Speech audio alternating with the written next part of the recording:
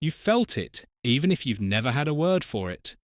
You're looking at a face, a doll's face, a mannequin in a dim shop window, a character in a film that's almost real, a humanoid robot smiling on a screen, and something cold moves through you. Not fear exactly, not disgust exactly. Something stranger and harder to name. A crawling sense of wrongness, a quiet alarm sounding from somewhere deep and old. The face is nearly human. It has eyes, a smile, the right proportions. And that is precisely the problem, because nearly is the worst place a face can be. A cartoon character doesn't do this to you. A teddy bear doesn't. Even an obvious robot, all metal and lights, is fine. You might even find it charming. But take something and make it almost perfectly human. Leave just the faintest trace of wrongness in the eyes, the skin, the smile, and instead of warming to it, you recoil. Your skin prickles. You want to look away. This is the uncanny valley. It is one of the most reliable and mysterious reactions the human mind produces. And for a long time, no one could say why a thing becomes more disturbing the closer it gets to being one of us. But the answer, when you trace it down, leads somewhere remarkable. It tells you that your mind is constantly, silently sorting the world into categories: alive and dead, human and not, and that it keeps a guard posted at the border. The uncanny valley is what it feels like when that guard sounds the alarm. This is the liminal. Step into the space between. The dip in the curve. The idea has a precise shape and it's worth picturing. Imagine a graph. Along the bottom, you plot how human-like something is, from a simple machine on the left, through cartoonish figures, toy robots, and stylized characters, all the way to a real human being on the right. Going up, you plot how much warmth and comfort you feel toward it. For most of the journey, the line climbs steadily. The more human-like a thing becomes, the more we tend to like it. A toy robot is more endearing than a toaster. A cartoon face is friendlier still. But then, just before the line reaches fully human, something happens. The line doesn't keep climbing. It plunges. There's a sudden, steep drop into negative feeling. Revulsion, unease, dread. Right at the point where something is almost, but not quite, human. And then, once a figure crosses over into being indistinguishable from a real person, the line shoots back up again. That plunge is the valley. It's the narrow band where a thing is human enough to be judged as human, but flawed enough to fail. And in that band, our warmth curdles into horror. Wax figures live there. So do certain dolls, realistic masks, some computer-generated characters, corpses, and the most lifelike robots. They've climbed almost all the way up the slope toward us, and then fallen into the pit just short of the summit. The strangeness is the direction of the reaction. Why should getting closer to human make something more repellent, not less? A blurry, vaguely human shape doesn't disturb us. A near-perfect human replica does. The wrongness scales up as the likeness improves. To understand why, we have to look at the most sophisticated machinery your brain owns, the machinery you use to read a face. The alarm in the face. Your brain is a face specialist. It devotes enormous resources to reading faces, far more than to almost any other kind of object. From birth, infants turn toward faces. We see faces in clouds, in electrical sockets, in the fronts of cars. The face-reading system is so finely tuned, so hungry, so fast, that it processes a human face in a fraction of a second, extracting age, mood, health, attention, intention, trustworthiness, all before you've consciously registered anything at all, and a system that precise has a price. When something presents itself as a face, that hyper-tuned machinery springs into action and holds it to the full, exacting human standard. Every micro detail is checked against a lifetime of real faces. With a cartoon, the system relaxes. It's clearly not claiming to be real, so the standard is loose. But with an almost human face, the system commits. It treats the thing as a person, and then it starts finding the errors. The eyes that don't quite track together, the skin with no living translucency, the smile that uses the wrong muscles, the blink that comes a beat too late. Individually, you might not even consciously notice these flaws. But your face-reading system notices all of them instantly, and it generates a signal. This is a person, and something is deeply wrong with this person. That signal is the dread. It's not a reaction to ugliness. It's a reaction to error in something that should be flawless. A flood of tiny violations, each one screaming that the rules of a human face are being broken. And the leading explanations for why that error feels like horror, specifically, all point in the same unsettling direction. A face that is human-shaped but subtly wrong is exactly what you would see in disease, in deformity, in death. A corpse is a human face with the life drained out. A figure that moves like a person but has dead eyes and waxy skin trips an ancient alarm. The alarm that says, "Keep away." The uncanny valley may be, at its root, the same revulsion that once kept our ancestors away from the sick and the dead. It is the face-reading system finding a human that is broken in the specific ways that, for millions of years, meant danger. The thing that won't stay in its category. But there's a deeper layer beneath the threat, and this is where the uncanny valley becomes something more than a quirk of face perception. Notice what the almost human thing is doing to your mind. It is refusing to be sorted. Your brain wants to file it.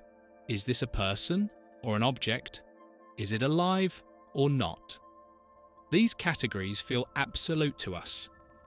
Something is either living or it isn't, either human or it isn't. We move through the world trusting those lines completely, and almost everything obeys them. A chair is clearly an object. A stranger is clearly a person. The sorting happens instantly and invisibly, and we never feel it working. The uncanny thing jams the sorting.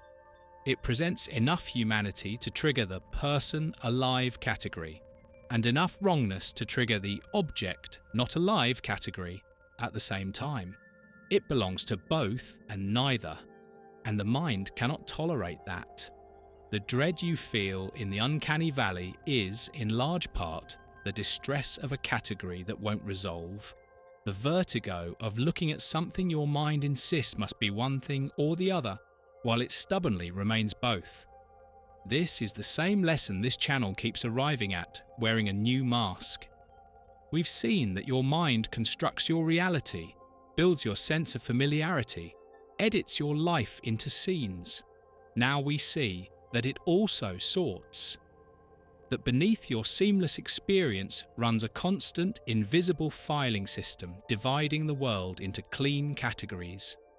And just as déjà vu lets you catch the sense of familiarity misfiring, the uncanny valley lets you catch the sorting system failing.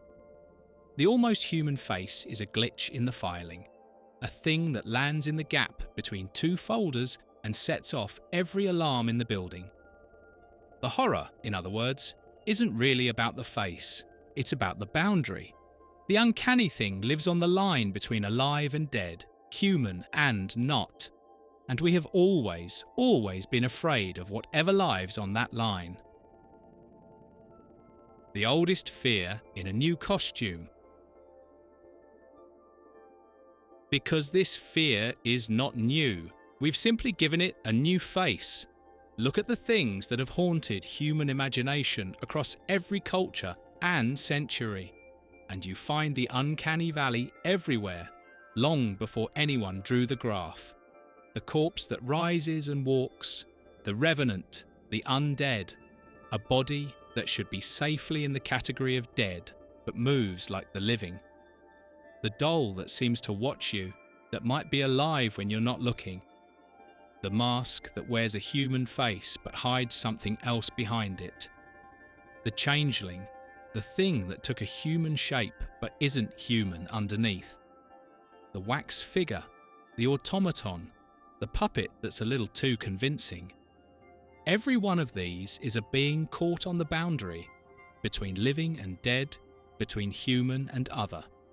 And every one of them has filled people with exactly the cold, crawling dread we now call the uncanny.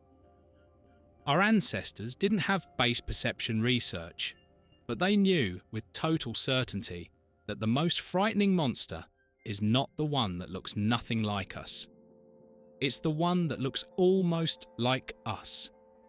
The thing that wears our shape but gets it subtly, horribly wrong. That instinct built our ghost stories, our tales of the undead, our taboos around corpses and masks and effigies. It's the same instinct that prickles your skin at a mannequin in a dark shop. And now we are building the uncanny on purpose, at industrial scale, lifelike robots, digital humans, AI-generated faces that are almost perfect, deepfakes that hover right at the edge of real. We are marching, deliberately, straight into the valley, manufacturing more and more beings that live exactly on the boundary our minds were built to fear. The dread you feel looking at a not quite right synthetic face is not superstition, and it's not a flaw to be trained away. It's an ancient guardian, thousands of generations old, doing the job it was made for, standing at the border of the human category and sounding the alarm when something tries to cross it wearing our face. The Guardian at the border. So what do you do with that cold feeling now that you know what it is? You can stop dismissing it as irrational, for one thing. The shudder is not a malfunction, it is one of the most sophisticated judgments your mind makes. A verdict delivered by a face-reading system of staggering precision, backed by an instinct older than language. When something almost human makes your skin crawl, your mind is not failing to make sense of it.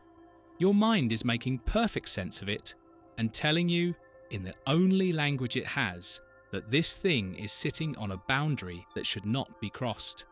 And underneath that, the uncanny valley leaves you with the quiet revelation this channel keeps returning to. You believe you see the world as it simply is. People here, objects there, the living clearly separate from the dead. But that clean, sorted world is something your mind builds, moment to moment, with categories it imposes on the raw flood of experience. Most of the time the sorting is invisible, and you never doubt it.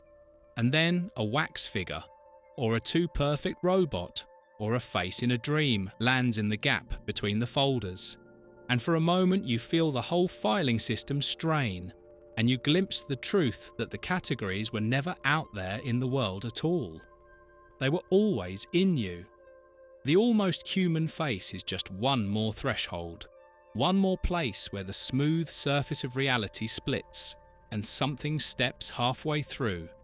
We are uneasy there for the oldest reason we have, because the in-between is where the rules break down, and a part of us has always known that whatever stands on the boundary is not to be trusted. The face that's almost right, the doorway that wipes your memory, the presence in the dark. They keep leading back to the same place. The mind sorts and stitches and builds the world you trust, and at the threshold you can watch it work. There are more edges to find. The empty room that feels wrong for no reason you can name. The certainty, in a moment of crisis, that someone unseen walks beside you. The hour of the night that cultures across the world agreed to fear. We'll open each of them in turn. If this gave you a name and a reason for that cold crawl of wrongness, subscribe and stay with us. New documentaries every Wednesday and Saturday. There's a whole country at the edge of consciousness, and almost no one ever maps it. This is TheLiminal. Step into the space between.